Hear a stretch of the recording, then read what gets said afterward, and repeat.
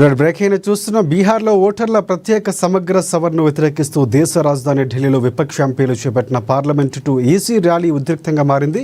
ఈ ర్యాలీకి అనుమతి లేదంటూ పోలీసులు వారిని అడ్డుకున్నారు. దీంతో ప్రతిపక్ష ఎంపీలు బారికేడ్లు ఎక్కి నిరసన వ్యక్తం చేశారు. దీంతో రాహుల్ గాంధీ, ప్రియాంక గాంధీ సహా విపక్ష ఎంపీలు అదుపులోకి తీసుకుని అక్కడి నుంచి తరలించారు. బీహార్లో ఓట్ల జాబితా సవరణకు నిరసనగా కాంగ్రెస్ అగ్రనేత రాహుల్ గాంధీ నేతృత్వంలో ఇండియా కూటమి ఎంపీలు ఈ ర్యాలీ చేపట్టారు.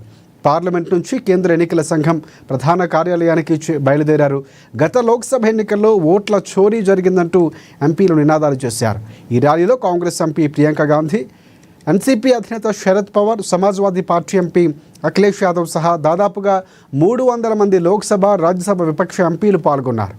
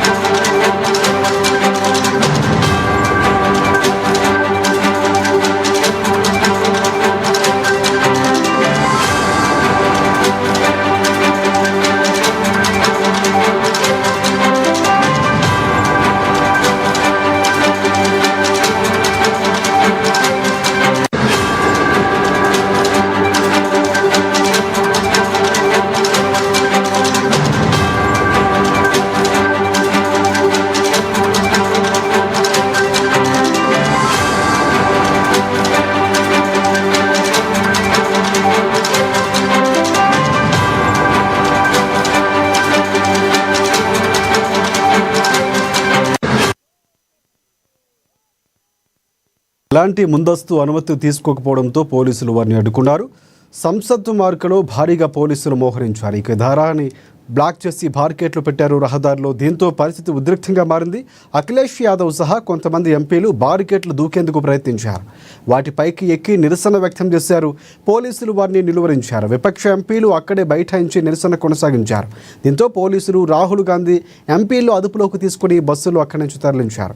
ఇదే అంశానికి సంబంధించి పూర్తి అప్డేట్స్ అందించేందుకు సీఎంఓ ప్రతినిధి రమేష్ మనకి లైవ్లో సిద్ధంగా ఉన్నారు. రమేష్, చెప్పండి, పూర్తి అప్డేట్స్ ఏంటి? ఓట్ చోరీకి సంబంధించి గత ఎన్నికల్లో పూర్తి స్థాయిలో జరిగిందని పదే రాహుల్ గాంధీ చెప్తున్నారు. సో ఈ అంశానికి సంబంధించి అక్కడ జరిగినటువంటి పరిస్థితులు ఏంటి, పూర్తి అప్డేట్స్ ఏంటి? ఢిల్లీలో ఈరోజు కాంగ్రెస్తో పాటు ఏదైతే ఇండియా కూటమిలో భాగస్వాములైనటువంటి పార్టీ ఎంపీలందరినీ కూడా ఢిల్లీ పోలీసులు అరెస్టు చేశారు. రాజశేఖర్, ముఖ్యంగా ఎస్ఐఆర్కు వ్యతిరేకంగా ఈ పార్టీ ఇండియా బ్లాక్ అయితే ఈ ఆందోళన కార్యక్రమాన్ని చేపట్టింది. ఏదైతే ఓటర్ల జాబితాకు సంబంధించి ఎస్ఐఆర్ తీసుకొస్తున్న నేపథ్యంలో స్పెషల్ ఇంటెన్సివ్ రిపోర్టుకు సంబంధించి ఏదైతే ఈ ఓటర్ల జాబితాలకు సంబంధించి మార్పులు చేర్పులు చేసేందుకు ఎలక్షన్ కమిషన్ నిర్ణయించిన నేపథ్యంలో వీటికి సంబంధించి రిప్రజెంటేషన్ ఇచ్చేందుకు ర్యాలీగా పార్లమెంటు నుంచి ర్యాలీగా బయలుదేరి ఎలక్షన్ కమిషన్ ఆఫ్ ఇండియా కార్యాలయానికి వెళ్లే క్రమంలో ఈ ఇండియా కూటమికి సంబంధించినటువంటి ఎంపీలను ఢిల్లీ పోలీసులు అయితే అరెస్టు చేయడం జరిగింది. ముఖ్యంగా ఢిల్లీ పోలీసులు చెప్తున్న కథనం ప్రకారం ఈసీఐని కలిసేందుకు కేవలం 30 మంది ఎంపీలకు మాత్రమే అనుమతి ఉంది. వారి 30 మంది పేర్లను రాసిస్తే కనుక వాళ్ళని మేము అలో చేస్తామంటూ కూడా ఢిల్లీ పోలీసులు చెప్తుండగా ఇండియా కూటమిలో కాంగ్రెస్తో పాటు అనేక పార్టీలు కూడా భాగస్వామ్యులుగా ఉన్న నేపథ్యంలో 30 మంది ఎంపీలను నిర్ధారించడం అనేది ఖచ్చితమైనటువంటి పరిస్థితులలో చేయలేమంటూ కూడా ఏఐసీసీ చీఫ్ మల్లికార్జున్ ఖర్గే కూడా స్పష్టం చేశారు. ఈ నేపథ్యంలో 200 మందికి పైగా ఇండియా కూటమికి సంబంధించినటువంటి ఎంపీలు ఈ ర్యాలీలో పాల్గొన్నారు. మొత్తం ర్యాలీకి సంబంధించి బారికేట్లను దూకి వెళ్లేటువంటి ప్రయత్నం కూడా చేయడం జరిగింది. ఈ నేపథ్యంలో శాంతి భద్రతలకు భంగం కలుగుతుంది అంటూ కూడా ఢిల్లీ పోలీసులు అయితే అరెస్టు చేయడం జరిగింది. అరెస్ట్ అయిన వారిలో కాంగ్రెస్ ఎంపీలు రాహుల్ గాంధీ, అట్లాగే ప్రియాంక గాంధీతో పాటు సంజయ్ రౌత్, సాగరిక ఘోష్ కూడా ప్రముఖంగా ఉన్నారు. వీరితో పాటు సంజన రావత్కు సంబంధించి ఆమెకు తలకు తీవ్రమైనటువంటి గాయాలయ్యాయి. ఇక ఈ మహిళా ఎంపీని రామ్ మనోహర్ లోహియా ఆసుపత్రికి కూడా తరలించడం జరిగింది. ముఖ్యంగా ఇటీవల ఏదైతే మహదేవ్పూర్ ఒక అసెంబ్లీ కాన్స్టిట్యున్సీలోనే సుమారు 1,00,000కు పైగా ఓట్లు నకిలీ ఓట్లు కానీ డబల్ ఓటర్ రోలింగ్స్ కానీ 2కు పైగా రాష్ట్రాల్లో నమోదైనటువంటి ఓటర్ల జాబితాకు సంబంధించి కూడా అనేకమైనటువంటి ఓటర్ల జాబితాలో ఎన్రోల్కు సంబంధించినటువంటి ఎలక్ట్రోల్లో అనేకమైనటువంటి అవకతవకలు జరిగినట్టుగా కూడా ఆధారాలతో సంబంధించినటువంటి డాటాను కూడా రాహుల్ గాంధీ దేశ ముందు పెట్టడం జరిగింది. ఈ నేపథ్యంలో ఈసీఐ తన అధికారిక వెబ్సైట్ నుంచి కూడా ఈ డాటాని తొలగించినట్టుగా వార్తలు కూడా వస్తున్నాయి.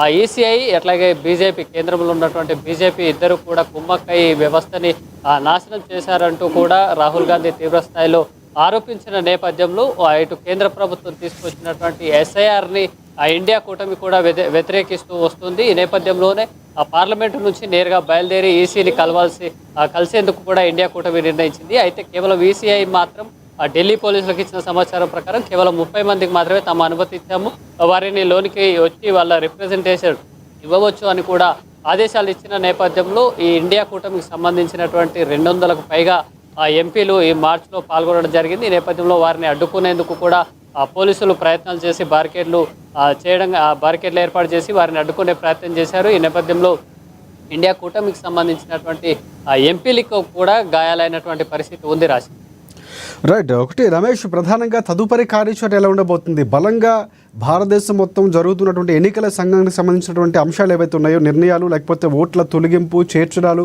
ఇవన్నీ చాలా కీలకంగా ఉన్నాయని పదే రాహుల్ చెప్తున్నారు. సో ఇక్కడ మరొకసారి అక్కడ ఈసీఐకి ఏమైనా కంప్లైంట్ ఇచ్చే అవకాశం లేకపోతే పూర్తిగా దానికి సమగ్రంగా ఇచ్చే అవకాశాలు ఏమైనా కనిపిస్తున్నాయో? తదుపరి కార్యాచరణ ఎలా ఉండబోతుంది? బీజేపీ కానీ కాంగ్రెస్ పార్టీ నేతలు ఏం చెప్తున్నారు ఈ అంశాలకు సంబంధించి? అయితే కాంగ్రెస్ పార్టీకి సంబంధించి కానీ ఇండియా కూటమికి సంబంధించి కాంగ్రెస్ పార్టీనే జాతీయ స్థాయిలో నాయకత్వం వహిస్తుంది రాజశేఖర్. వీరికి సంబంధించి ఒక మహదేవ్పూర్ కాన్స్టిట్యున్సీ డాటాని మాత్రం ఆయన క్షుణ్ణంగా అధ్యయనం చేసి దాంట్లో ఉన్నటువంటి లొసుకులను కూడా చెప్పడం జరిగింది.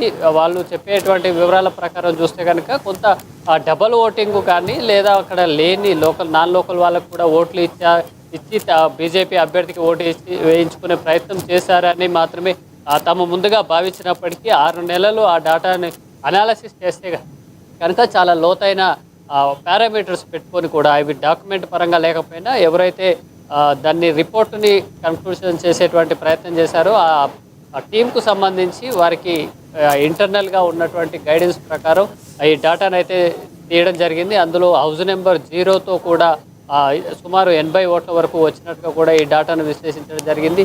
అట్లాగే గత అసెంబ్లీ సమావేశాలతో పోల్చుకుంటే అంటే కేవలం 5 ఏళ్ల లోపలనే సుమారు 1,00,000కు పైగా కొత్త ఓట్లు ఎట్లా వచ్చాయి అనేది కూడా ఒక అంచనాను కూడా చేయడం జరుగుతుంది. అట్లా ఒకే ఇంటి నెంబర్పై కూడా 80 ఓట్లు ఉండడము లేదా ఒక వ్యక్తికి సంబంధించి 2-3 రాష్ట్రాల్లో కూడా ఓట్లు ఉన్నటువంటి పరిస్థితి ఉంది. ఇదంతా అంటే డబల్ ఓటింగ్ కానీ ఎపిక్ నెంబర్ కానీ ఒక వ్యక్తిని గుర్తించే క్రమంలో ఎలక్షన్ కమిషన్ ఒక నిర్లక్ష్యంగా వ్యవహరిస్తుందా లేదా ఉద్దేశపూర్వకంగా చేస్తుందా అనే అనుమానాలను కూడా రాహుల్ గాంధీ లేవనెత్తడం జరిగింది. దీనికి సంబంధించి ముఖ్యంగా ఎలక్షన్ కమిషన్ చేపట్టాల్సినటువంటి బాధ్యత తాను తీసుకోకుండా ఏదైతే డాటాను విశ్లేషించిన క్రమంలో అఫిడవిట్ను సమర్పించాలంటూ కూడా ఎలక్షన్ కమిషన్ అయితే రాహుల్ గాంధీకి నోటీసులు పంపడం జరిగింది. అయితే తాను ఇచ్చినటువంటి పవర్ పాయింట్ ప్రజెంటేషన్ ఏదైతే ఉందో అది దేశం ముందు నేను చెప్పడం జరిగింది, అదే తన అఫిడవిట్ అంటూ కూడా రాహుల్ గాంధీ చాలా స్పష్టంగా చెప్పారు.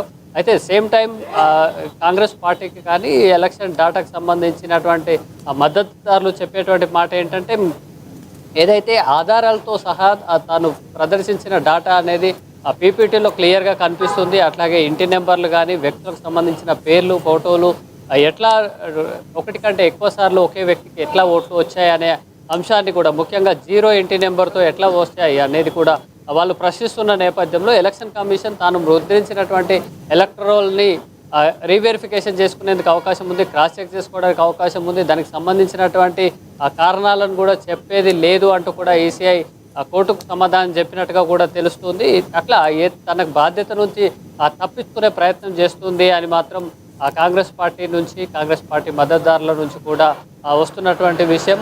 ముఖ్యంగా ఎలక్షన్లు ప్రజాస్వామ్య వ్యవస్థలో ఎలక్షన్ల ద్వారానే ఓటింగ్ వ్యవస్థ ద్వారానే ప్రజాప్రతినిధులను ఎంపిక చేసుకోవడం కానీ ఆ తర్వాత ఎమ్మెల్యేలు ఎంపీలు వాళ్ళ ఓటింగ్ ద్వారా ముఖ్యమంత్రులకు సంబంధించి కానీ ప్రధానమంత్రిని కూడా ఎన్నుకునేటువంటి అవకాశం ఉంటుంది. కాబట్టి ఓట్ల వ్యవస్థని చాలా పగడ్బందీగా పటిష్టంగా అట్లాగే పారదర్శకతతో నిర్వహించాల్సినటువంటి అవసరం ఉంది. ఎలక్టరోల్స్ జాబితానే సమర్థవంతంగా నిర్వహించలేని ఈసీఐ ఎలక్షన్లను కండక్ట్ చేస్తుందనేటువంటి ఎట్లా కండక్ట్ చేస్తుందనే దానిపై కూడా అనుమానాలు వస్తున్నాయనేది ఇప్పుడు దేశవ్యాప్తంగా చర్చలోకి తీసుకురాగలగడంలో రాహుల్ గాంధీ కానీ ఇటు కాంగ్రెస్ పార్టీ కానీ సక్సెస్ అయిందని చెప్పొచ్చు. దాంతోపాటు గతంలో అమెరికాకు సంబంధించినటువంటి ఇంటెలిజెన్స్ చీఫ్ కూడా వ్యాఖ్యానించడం జరిగింది. భారత్లో జరిగినటువంటి ఈవీఎంల ఓటింగ్ సంబంధించి ఏదైతే అక్రమాలకు పాల్పడ్డారో తమ వద్ద ఆధారాలు ఉన్నాయంటూ కూడా ఆమె ఆరోపించారు. సో ఈ నేపథ్యంలో ఈ మొత్తంగా ఈవీఎం వ్యవస్థకు సంబంధించి చర్చలో పెట్టడం అట్లాగే ఈసీఐ సమర్థతను కూడా ఆ చర్చలో పెట్టినట్టుగా కూడా మనం చూడొచ్చు. Right, thanks for updates Ramesh.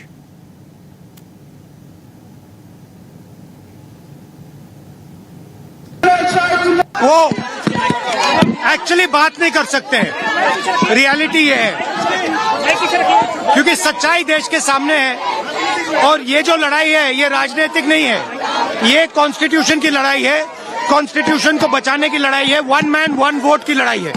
इसीलिए हमें साफ प्योर वोटर लिस्ट चाहिए. राजीव गांधी सिविल्स अभयस्थ